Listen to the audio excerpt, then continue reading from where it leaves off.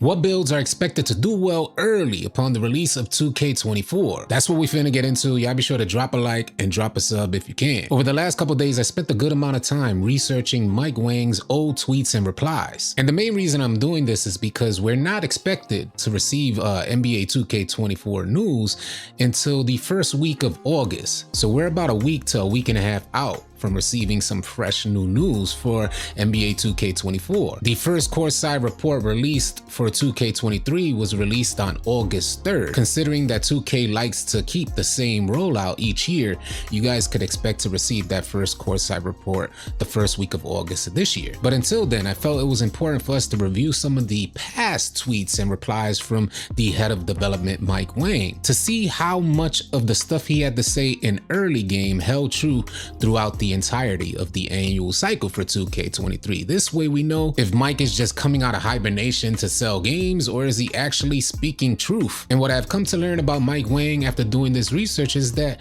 what he has to say, I gotta commend him, what he has to say actually seems to hold true for what we experienced throughout the entirety of that annual cycle. Throughout this whole week, until we get that first courtside report, we're gonna be referencing a bunch of old tweets from Mike Wang in reference to 2K23 and what we experienced to help give us some framework on what's to be expected for 2K24. I will also be going live to connect with you guys so we can create some dialogue and share information back and forth. Y'all be sure to be on the lookout for today's live stream if you got questions that you want addressed in this video. The basis for today's video is which builds will be effective in the early game. And to help us understand which builds will be effective in the early game for 2K24's release, let's look back at which builds were effective upon the release of 2K23. I want to reference this tweet sent out by Step Back Sensei. He says, at Baluba, what builds do you expect to do well early in 2K23? And Mike Wang responds saying, early will usually favor the bigs. Lots of bricks are gonna go up,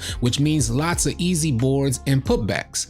But once people get some reps in their ratings/badges up, it'll even out pretty quickly. Mike Wang also goes on to say slashers should have a good year too. One of the first builds that I made on 2K23 was a center build, an inside center build, as my intention was to be dominant on the boards, get rebounds, and make the best out of the beginning of the game until we got to learn what the game had to offer. And with that inside big, although I could bring him out every now and then and feel dominant in today's gameplay for 2K23, in the beginning of the year, it was without question he reigned supreme. A 6'11" inside big was just going crazy. But that was mostly because players did not have their badges and ratings up to par. And that's exactly what Mike Wang said. But once people get some reps in and their ratings/badges up, it'll even out pretty quickly. From my experience on 2K23, it didn't necessarily even out and went in favor of those rim running slashers, those masher type of builds. But I believe that we all can agree that slashers, they had a pretty good year. And keep in mind, y'all, Mike Wang replied to this tweet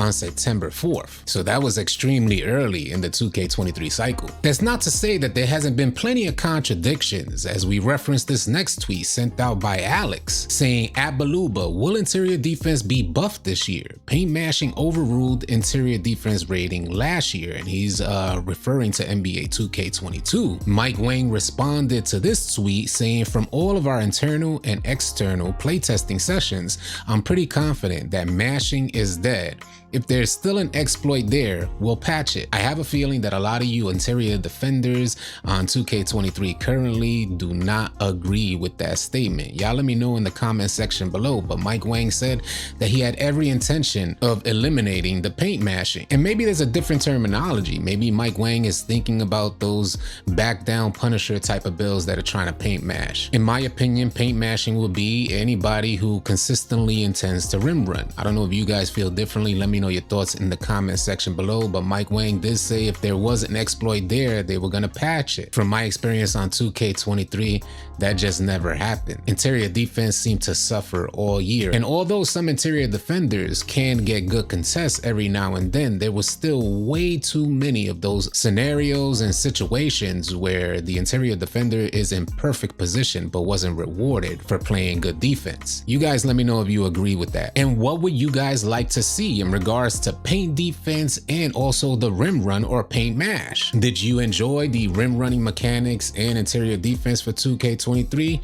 Let me know your thoughts about that in the comments. If you guys are looking for players to run with on 2K in preparation for 2K24, you want to find some teammates to build some chemistry with so you get a good jump start for the release of 2K24, come on out and join our Discord. We'd love to have you. The link for Discord will be in the description below. If you guys are looking for the absolute best jump shots, hands down, tried and true, join NBA 2K Lab Premium. They got your back. They'll set you up with the right shot. This way, you go into NBA 2K24 shooting on demon time. Use promo code AllCity. Save yourself 20%. I want to thank you guys so much for tuning in. Y'all be sure to keep it locked right here at AllCity Live TV because we got a bunch more NBA 2K24 news, information, and updates coming your way. Drop a like, drop a sub on your way out. I'll catch you guys on the next video or live stream. Easy, y'all.